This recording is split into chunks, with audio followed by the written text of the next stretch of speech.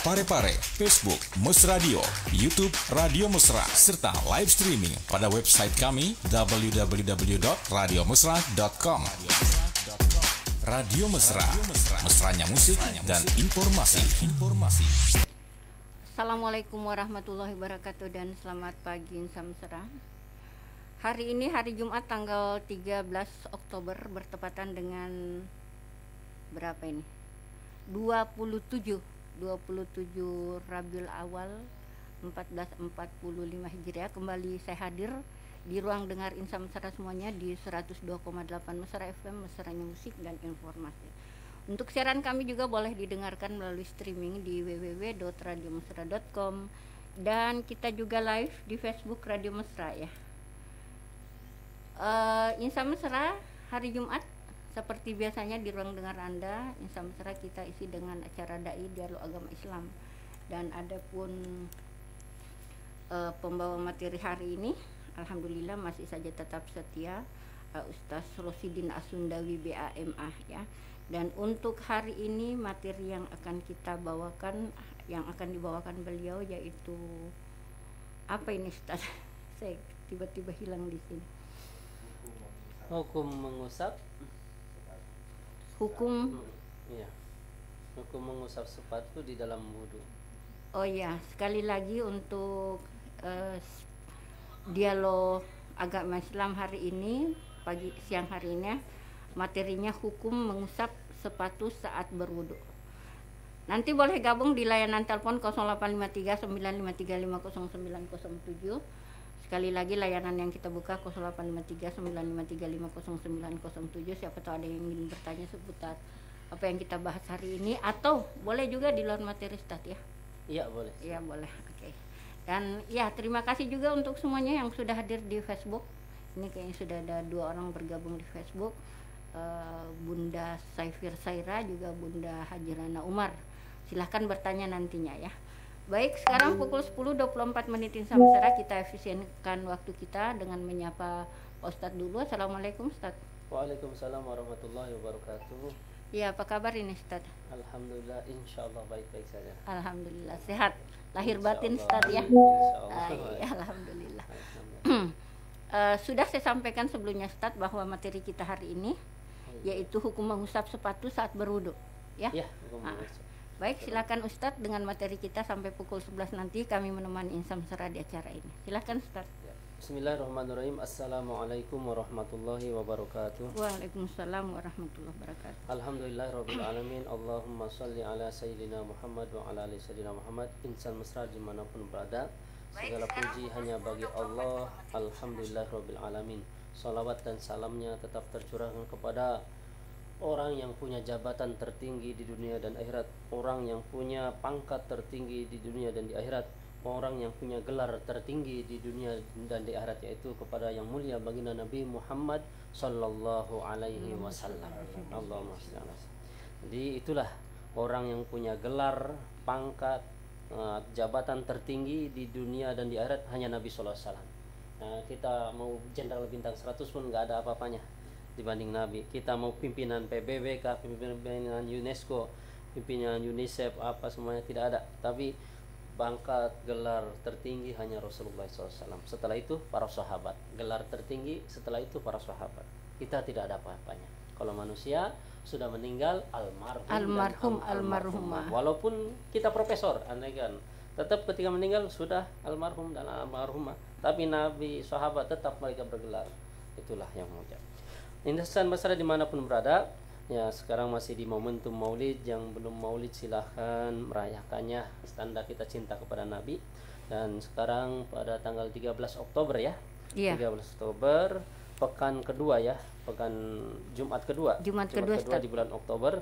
Dan insya Allah pembahasannya yaitu sesuai urutan babnya, memasuki bab tentang mengusap sepatu di dalam wudu. Jadi gambarannya seperti ini sebelum kami jelaskan.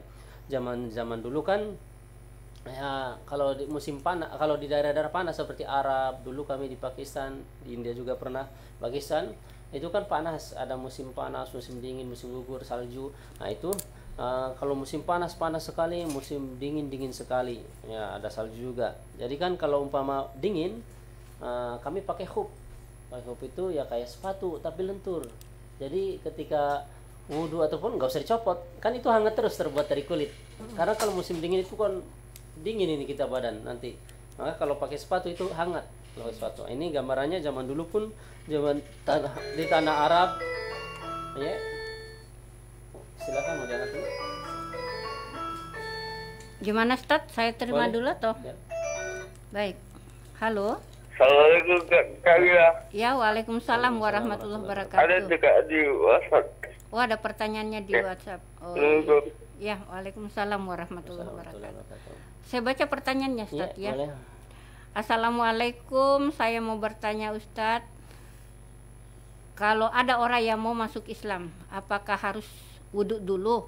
Kemarin ada orang yang mau masuk Islam, kata temanku wudhu dulu. Aku bilang tunggu dulu, baca dulu 2 kalimat syahadat baru wudhu. Apakah aku yang salah atau dia yang salah? Tolong penjelasannya. Ya.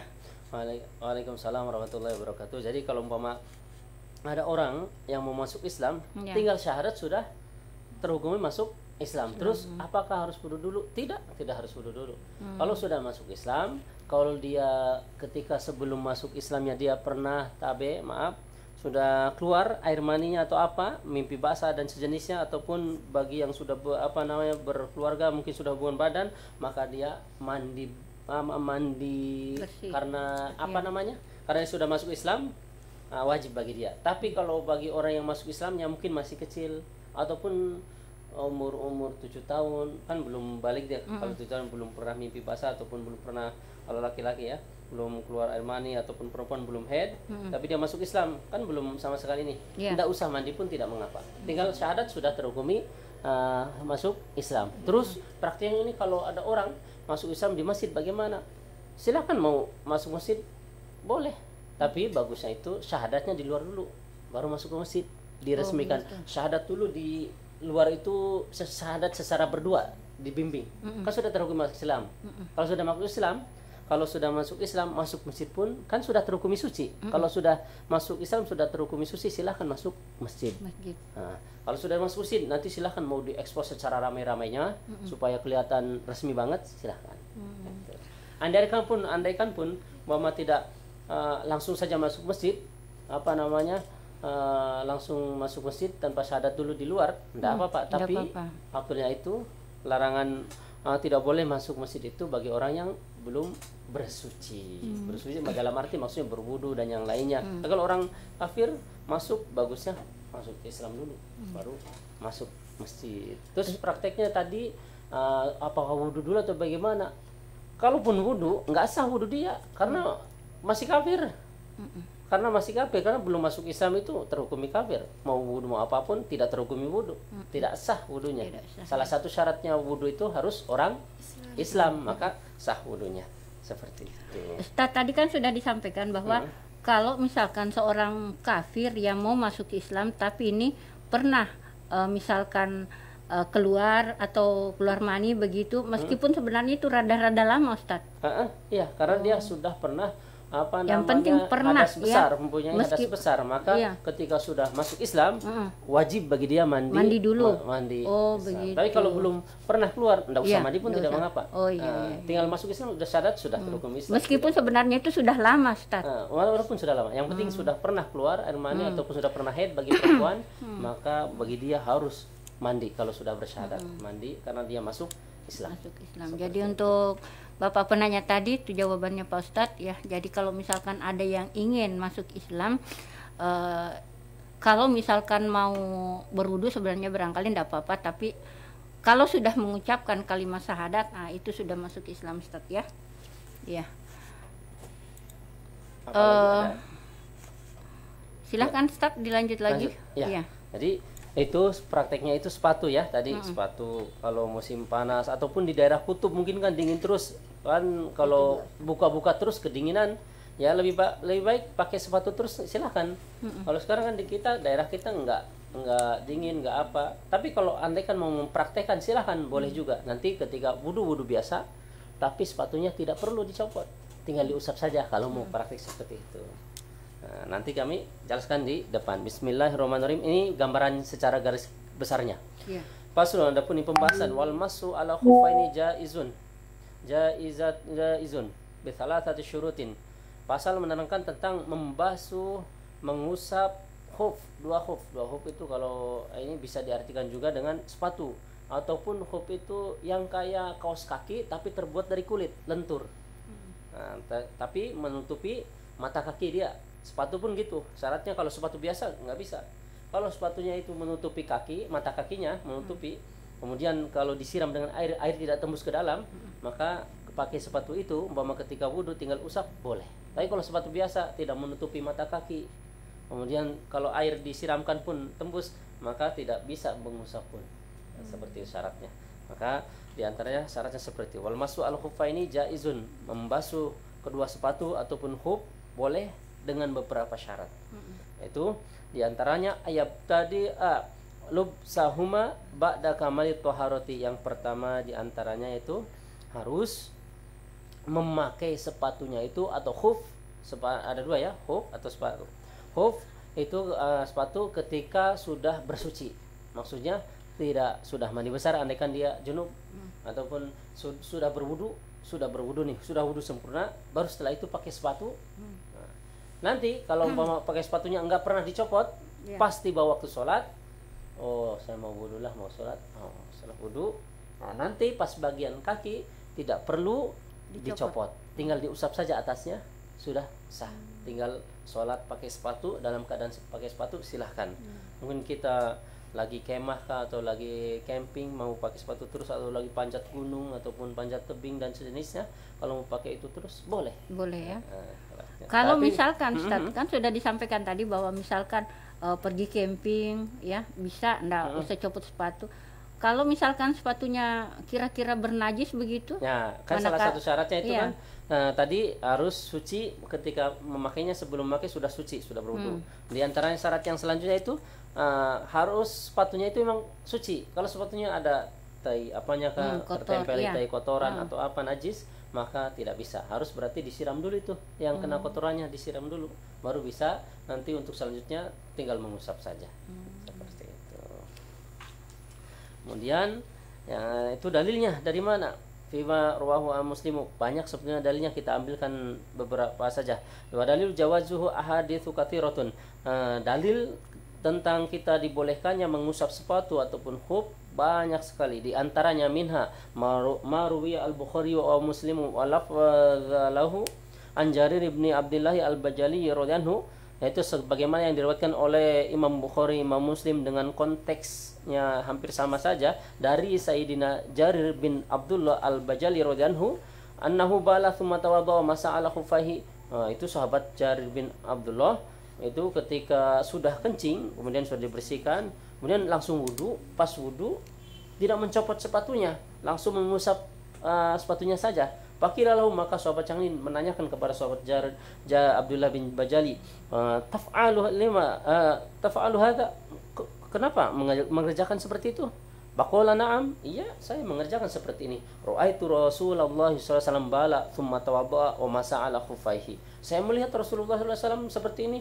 Ketika dulu kencing, setelah kencing cebok, kemudian setelah itu Rasulullah wudu, pas wudu yang lain dibasuh semua, tapi pas bagian kaki tidak dicopot sepatunya, cuma diusap saja.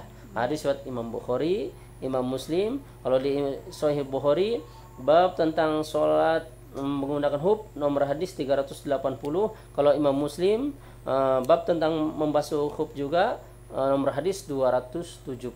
Ini dalil hadisnya, boleh saja. Jadi Ustadz lengkap dengan dalil-dalil yang pembahasan kita hari ini. Terima kasih untuk Samsul Rijal di Pasar Lakesi mendengarkan mesra juga mendengarkan acara ini, termasuk Herawati Hera. Assalamualaikum Ustadz, semoga sehat selalu. Kita lagi monitor di sini ya, terima kasih. Hajarana Umar, assalamualaikum Tabe, izin hadir menyimak mendengarkan Pak Ustadz. Iya, terima kasih Bu Hajarana Umar ya, yang selalu setia mendengarkan acara ini. Siapa tahu ada yang ingin dipertanyakan nih Samsara, tetap kita tunggu layanan 0853 9535 0907 untuk bertanya seputar apa yang kita bahas hari ini, ataupun di luar materi juga boleh dipertanyakan. Adik-adik yang ada di samping saya juga, siapa tahu ada yang dipertanyakan, bolehlah bertanya sama Pak Ustadz mumpung ada di depan kita ya. Silakan Ustaz. Ya, wa yakuna satiroini limahali ghusli fardhi minal qadamaini. Kemudian salah satu syarat sepatunya itu harus sepatu yang memang menutupi kakinya sampai ke mata kaki. Kalau sepatu kantor itu berarti nggak bisa, karena sepatu atau sepatu jogging, sepatu olahraga, futsal, sepatu bola nggak bisa karena cuma di bawah mata kaki itu sepatunya ya, kalau nggak salah. Ya, Tapi kalau sepatunya sampai menutupi mata kaki dan juga ketika disiram air tidak tembus ke dalam, maka itu bisa digunakan untuk salah satu syarat mengusap ketika wudhu, cuma mengusap saja sepatunya. Itu. Wa yakuna mungkin tatabul masyi alaihima. Pokoknya sepatunya itu memang bisa digunakan untuk jalan-jalan, untuk berjalan apa itu boleh nanti ketika berwudu, cuma diusap saja. Kalau kaos kaki Ustaz? Kaos kaki tidak bisa. Kaos kaki bukan terhukumi sepatu dan bukan terhukumi jawrab. Jawrab itu seperti khuf itu tadi yang lentur tapi bahannya kulit. Kalau di Pakistan, India itu ada itu. Kami kan dulu pernah ke sana pas ketika musim dingin pakai itu, karena kalau pakai itu hangat. Kalau musim dingin di sana bibir retak, pipi apa semua retak-retak, maka harus pakai lip es. Kami laki-laki belum tahu lip es lip gloss, tapi gara-gara di sana jadi tahu lip es lip gloss, pakai itu supaya lentur bibirnya lembab, kalau enggak retak-retak dan seterusnya. Kakinya pakai khuf, pakai itu yang kayak kaos kaki tapi bahannya dari kulit, air tidak tembus. Nah, itu hangat sekali, kita jalan kemana-mana bisa pakai itu, dan cukup ketika wudhu itu kan cuma diusap saja.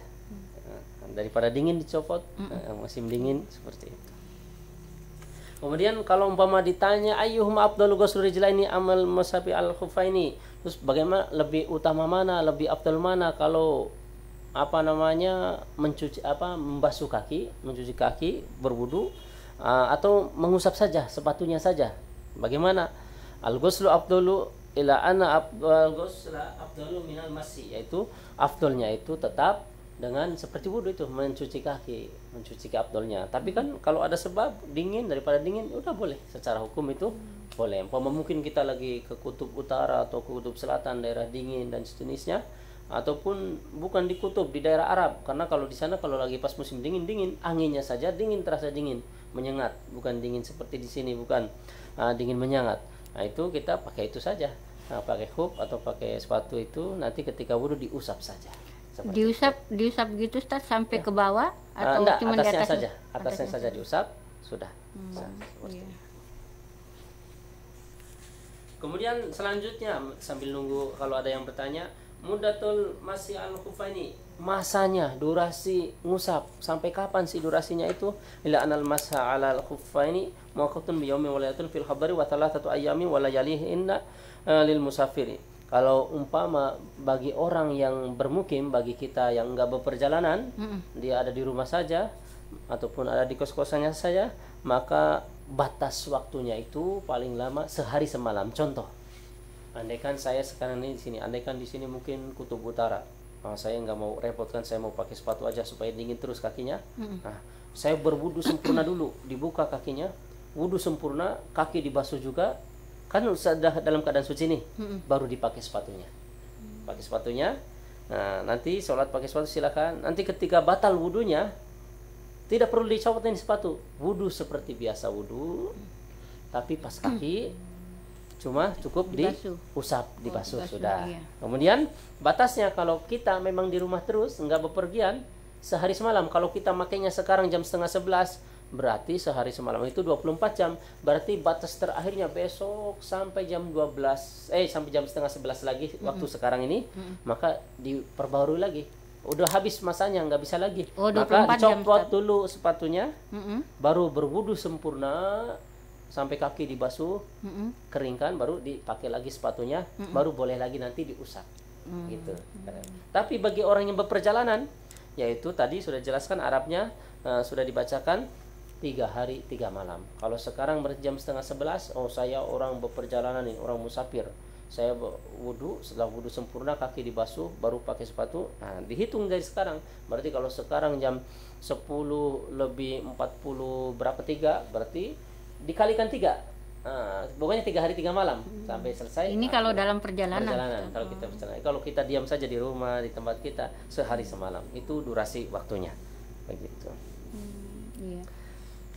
Berarti kalau misalkan cuma hanya berdiam diri di rumah saja itu hanya satu kali 24 jam Ustaz ya? Ya, satu kali 24 jam. Diperbarui. Gitu ya. Tapi kalau umpama junub, harus dicopot karena dia harus mandi besar. Umpama junub, mami puasa ataupun berhubungan dan sejenisnya, ataupun apa, pokoknya berarti dia harus dicopot. Batal, copot sempurna. Iya. Gitu. Terima kasih untuk Pak Aldi Bro di Pangaparang, Lembang, Pindrang mendengarkan mesra. Ini kayaknya pendengar setia kita juga. Dari Bu Haji Rana Umar, terus terang Pak Ustadz baru kali ini mendengarkan hukum penjelasan tentang hukum membasuh sepatu atau khuf pada saat berwudu. Waduh. Ternyata luar biasa banyak ilmu yang di dalamnya belum kami ketahui. Apa hukumnya Pak Ustadz jika perempuan tidak membuka jilbabnya pada saat berwudu, memakai kaos kaki dan masker pada saat sholat? Ya, boleh. Jadi ada 3 hukum. Pertamanya, ya alhamdulillah Ibu Hajrana Umar, ibundanya Alif, santri kami ya, di pesantren itu ya alhamdulillah itulah hukum agama sangat luas. Maka semakin kita belajar, semakin kita tidak ada apa-apanya. Hebatnya ilmunya Allah, ilmunya Rasulullah. Jadi perlu, dalam hadis kan thalabul ilmi fardhatun ala kulli muslimin wal muslimat minal mahdi ilal lahdi. Menuntut ilmu itu wajib. Ini dalam kurung ini maksudnya apa? Dalam hadis, dalam agama itu setiap ilmu yang dimaksud ilmu agama. Ilmu agama, menuntut ilmu agama itu wajib bagi muslim laki-laki maupun perempuan dari semenjak lahir sampai ke liang lahat, sampai meninggal. Nah ini membasuh ya baru tahu. Kemudian apa hukumnya jika perempuan tidak membuka jilbabnya pada saat berwudu, memakai kaos kaki dan masker pada saat sholat? Kalau saat berwudu tidak membuka jilbabnya tidak mengapa, tapi dengan syarat ketika membasuh wajah, batasan wajah itu dia harus terbasahi. Batasan wajah seperti apa? Min mana betis sya'ri roksi, dari tumbuhnya bulu rambut-rambut yang kecil seperti kami, tapi maaf karena kami jidatnya seperti lapangan futsal ya, maka lebar juga. Maka kalau kami yang lebar seperti profesor ya harus lebar, pokoknya sejauh mana jidat kita sejauh itu pula harus terbasahi, sampai lingkaran, sampai bawah dagu, udah seperti itu. Kalau pakai kerudung bisa digapai dengan walaupun kerudungnya tidak dilepas, bisa digapai membasuh wajah, ya silahkan dibasuh. Maka kalau terbasahi semua, bawah dagu pun, bawah rahang pun tergapai, maka sudah sah, boleh. Nah, kalau repot dibuka saja, apalagi kalau di tempat wudunya khusus perempuan dibuka nggak apa-apa. Tapi kalau ada laki-laki ya, tapi kan sekarang alhamdulillah setiap masih kecuali mungkin zaman dulu dulu susah, sekarang kan sudah dipisah, lebih baik dibuka saja. Kemudian kalau tidak dipakai kerudung wudu, pas bagian kepala juga nih, kan kepala itu harus terbasahi sedikit ataupun banyak boleh. Tapi umpama tidak dibuka boleh, yang penting nanti pas bagian kepala silahkan sebelah mana, mau ujungnya, mau sisinya, mau tengahnya, rambutnya silahkan yang mana, yang penting ada bagian rambut yang terbasahi, maka sudah sah. Meskipun misalkan hanya di pelipis saja. Ya, pelipis saja boleh. Andai kan umpama di rambut yang sebelah mana sudah dikasih conditioner. Kan itu kalau sudah dikasih conditioner, mau wudu mandi besar enggak sah itu, karena air tidak tembus. Maka diperkirakan yang mana yang belum terkena conditioner, sebelah sini. Ya udah, wudunya di sini. Tapi kalau mandi wajib harus dihilangkan dulu. Conditionernya. Boleh. Gimana? Kita lanjut jawabannya tadi atau terima dulu? Boleh diangkat dulu, nanti saya lanjutkan yang itu tadi. Ya, halo. Halo, assalamualaikum warahmatullahi wabarakatuh. Waalaikumsalam warahmatullahi wabarakatuh. Pak Aldi. Iya, masih di Lembang, Pindrang. Iya. Ya, langsung saja ya. Ya, langsung Pak Aldi. Beberapa hari yang lalu di sini ada acara tausiah ya. Acara apa? Tausiah. Hari yang keberapa? Malam yang ke-10 tidak salah ya. Oh iya, takziah. Tetangga sini ada penceramah dari pimpinan pondok pesantren ya. Dalam ceramahnya mengatakan, bertahun-tahun tiap tahun kamu pergi umrah, pergi haji, ya, sementara ada di samping rumahmu ada anak yatim, ada orang yang kelaparan, lebih utama ketika kau kasih makan kasih makan itu anak-anak yatim, anak yang lagi kelaparan, ketimbang lebih mulia katanya ketimbang kau pergi umrah tiap tahunnya, harus pergi haji tiap tahunnya. Dan terus penceramah itu mengatakan lagi lebih mulia ketika kamu memberi kepada anak yatim, bersedekah kepada anak yatim, ketimbang kau membangun masjid berkali-kali, berpuluh-puluh. Bisa dijelaskan Pak Ustaz, yang adakah dalil yang mendasari semua ini? Assalamualaikum warahmatullahi wabarakatuh. Waalaikumsalam warahmatullahi wabarakatuh. Ya, mau yang Bu Hajarana dulu atau yang ini? Langsung dulu ke ini. Kalau Bu Hajarana kan bisa kita ingat, kita lihat ini tadi pertanyaan kita. Ini ya, kadang lupa Ustaz di kalau Lembang Pinrang ya. Siapa tahu mau face to face, ada teman saya satu kelas dulu di Jawa, orang Aceh dapat orang NTT, satu pesantren juga dulu di Jawa. Itu di Lembang, di Kampung Mu'alaf. Siapa tahu kalau pas nggak bisa dengarkan di radio di sini, bisa langsung datangi beliau. Namanya Ustadz Ilham, kacamata, gendut orangnya. Nah itu teman dekat saya, termasuk ketua kelompok kami dulu di Jawa. Ketua kelompok kan setiap kelas itu 4 orang. Setiap kelas itu banyak, tapi nanti kelompoknya itu 4, 5. Beliau ketua kelompok kami. Silakan kalau mau datang langsung, bagus lagi. Nah ini tadi pertanyaannya, bagaimana ada penceramah mengatakan bahwasanya kalau haji, umroh ataupun berkali-kali itu sia-sia saja kalau di sampingnya ada, jangankan anak yatim, orang biasa pun kalau kelaparan seharusnya orang Islam itu perhatian itu, bukan yang mau naik haji, semua orang harus perhatian. Itu kita kenyang, sementara kita kenyang, tetangga kita ada yang kesakitan, ada yang kelaparan, itu sebetulnya zalim. Tapi kalau kita tahu, kita harus ngasih. Tapi kalau kita tidak tahu, tidak ada kewajiban untuk ngasih. Tapi secara ininya sih kita termasuk zalim. Tapi tidak ada kewajiban untuk, karena kita tidak tahu. Tapi kalau tahu harus ngasih itu, apalagi kalau kita mampu. Tapi kalau kita tahu tapi kita tidak mampu, tidak mengapa. Golongan mampunya itu seperti apa? Kalau kita memang betul mampu, umpama kita dengan makan ini kita ada lebih juga, silahkan dikasihkan. Kemudian pertanyaan tadi, kalau umpama kita katanya bagaimana, betul enggak kalau umpama percuma haji berkali-kali ataupun umur berkali-kali kalau tidak menyantuni anak yatim ataupun tidak ngasih makan kepada orang kelaparan. Ya kalau secara makna hadisnya, kalau hadisnya tidak hafal, cuma secara hukumnya ya memang seperti itu.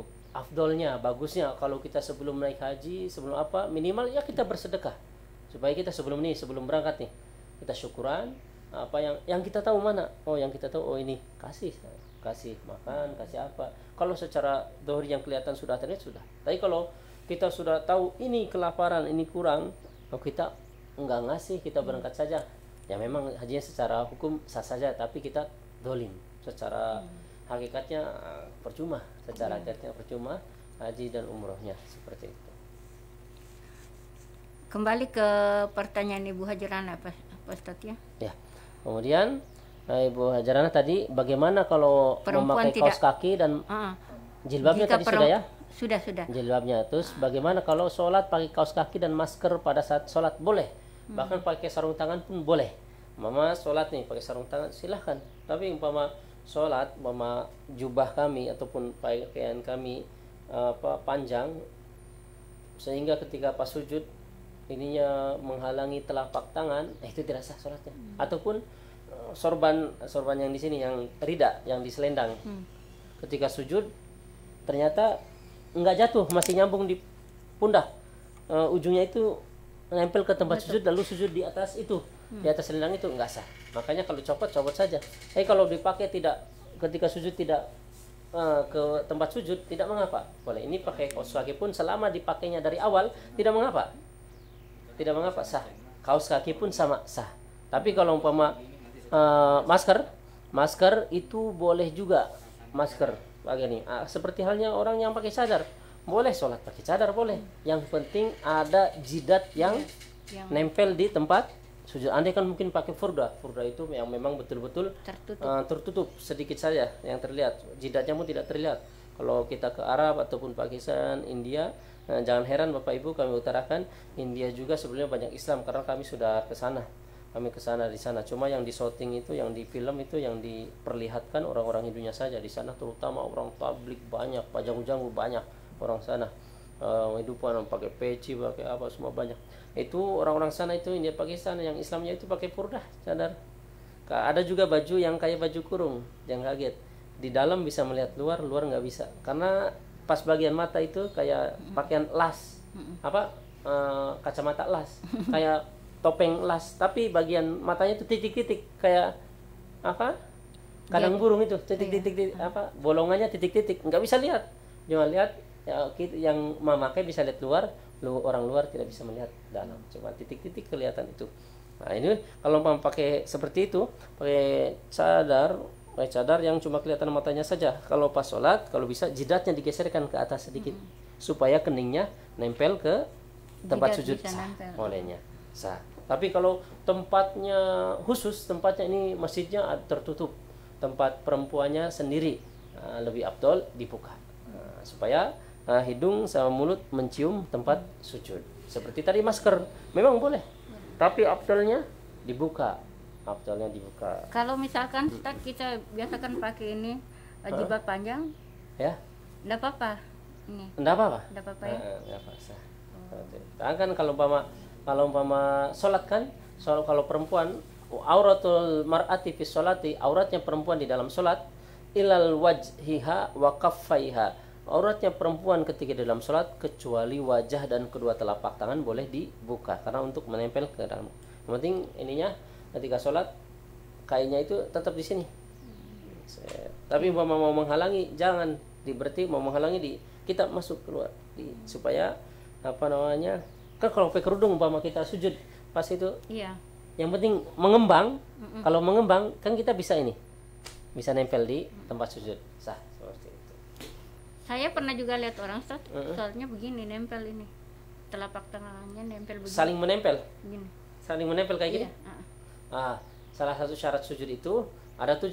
A'dha'us sujudi sab'atul a'dha'i sujudi, 7 anggota sujud. Yang pertama itu jabhah wa kaffaiha, kemudian kedua telapak tangan 3. Pertama jidat. Kemudian kedua telapak tangan 3. Kemudian rukbatain, 2 lutut.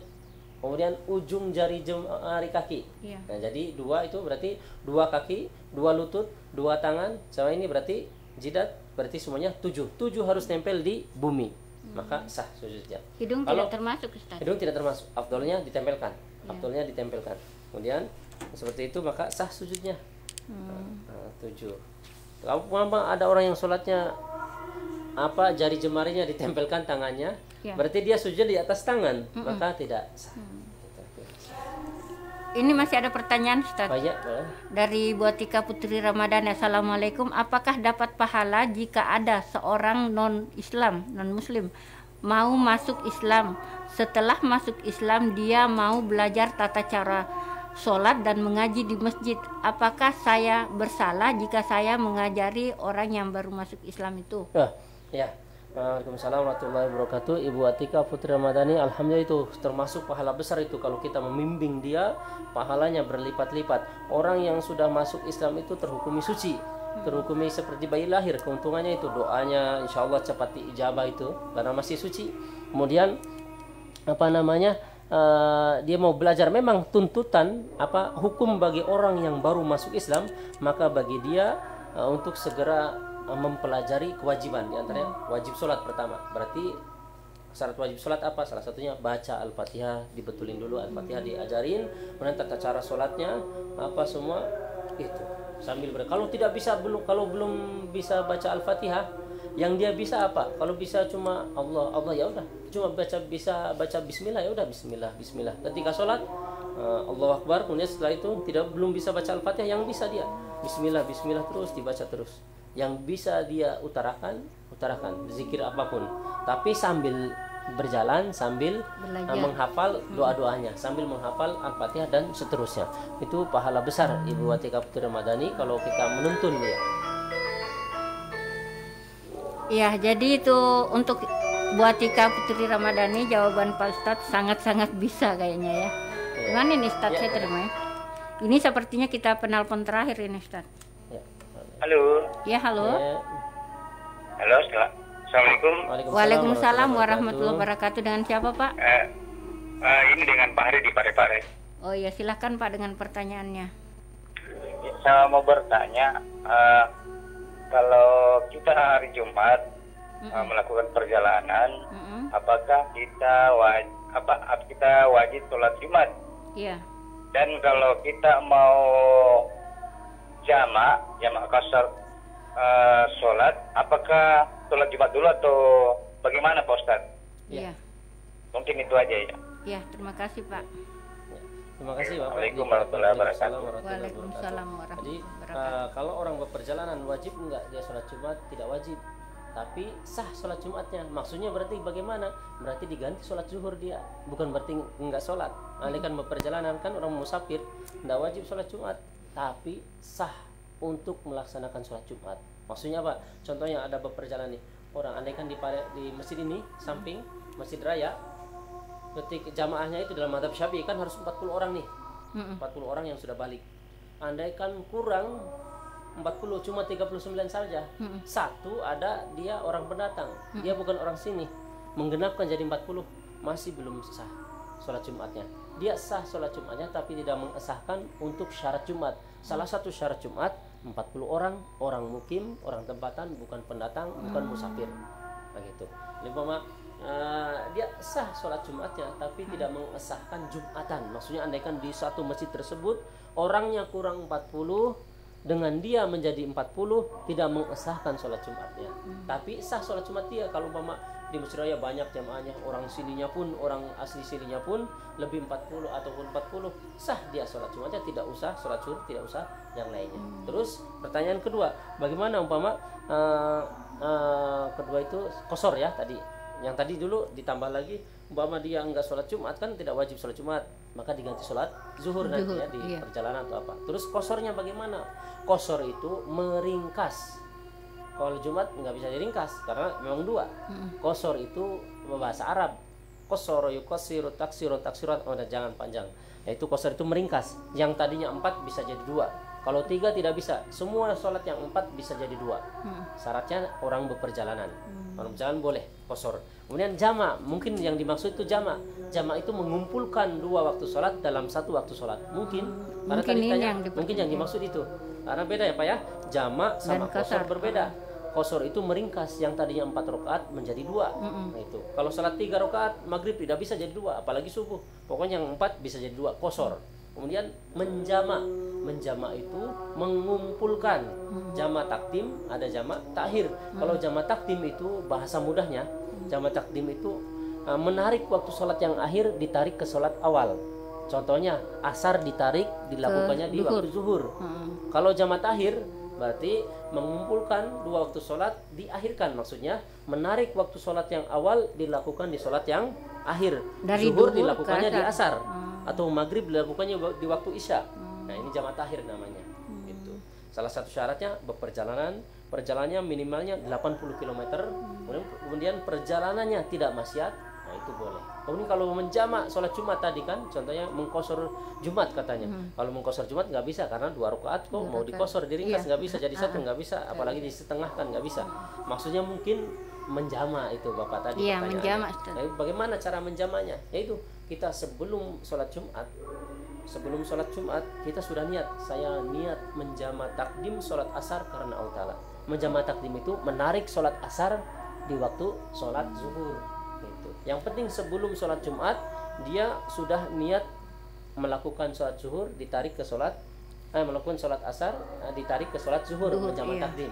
Tapi kalau sudah sholat Jumat, sudah selesai salam sholat Jumat, kok kita baru mau niat, saya mau niat jamak takdim asar, mau menarik sholat asar ke zuhur, nggak bisa karena sudah melakukan sholat. Jadi sebelum paling minimal itu sebelum takbir, pokoknya sebelum sholat zuhur atau sebelum sholat Jumat kita sudah ada niat untuk melakukan jamak takdim, menarik sholat asar dilakukan di waktu sholat zuhur.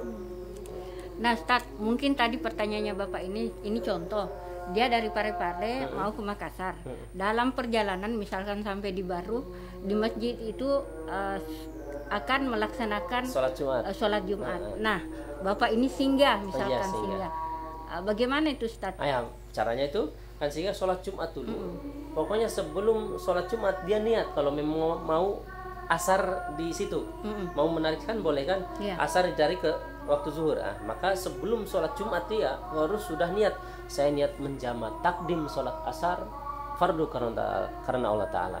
Saya meniat menarik sholat asar menjamak takdim karena Allah Ta'ala sudah sah. Maka setelah sholat Jumat langsung dia sholat zuhur lagi. Nanti pas zuhurnya baru 4 rakaat. Kalau tidak ada niat kosor maka 4 rakaat. Tapi kalau niat kosor jadi 2 rakaat. Makanya ketika pas takbir niat, saya niat sholat zuhur jamak takdim kosor karena Allah Ta'ala, berarti 2 rakaat. Tapi kalau nggak ada lafaz kosornya, saya niat menjamak takdim sholat zuhur karena Allah Ta'ala, berarti 4 rakaat karena nggak ada niat kosornya. Yang membedakan itu ada niat kosornya. Kosor itu meringkas menjadi 2 seperti itu. Saya berharap mudah-mudahan penjelasan Pak Ustadz tadi ini sudah memenuhi pertanyaan Bapak penelpon, dan sepertinya kita sudah mentok di pukul 11 lewat 2 menit malam Pak Ustadz ya. Iya, bagaimana kalau kita akhiri bincang-bincang siapa kita tadi yang ini? penanya tadi yang lewat telepon tadi kurang puas, bisa kedepannya bisa Jumat depan lagi tanya, ataupun lewat kolom komentar di sini nanti dibahas lagi supaya nggak lupa, dipertanyakan langsung aja di WhatsApp-nya. Silahkan nanti dipertanyakan langsung di WhatsApp atau mau ke nomor kami juga tidak mengapa. Iya. Ya, mudah-mudahan apa yang kita ikuti hari ini sama-sama, insya Allah apa yang kita dapatkan dari Pak Ustadz, insya Allah hari ini ada manfaatnya bagi kita semuanya. Dan insya Allah mudah-mudahan Jumat berikut kalau masih diberi kesehatan kesempatan tentu hadir kembali, masih di pembahasan yang sama Ustadz. Ya, masih pembahasan sama. Masih di pembahasan yang sama. Sepertinya pembahasan ini juga agak panjang ya.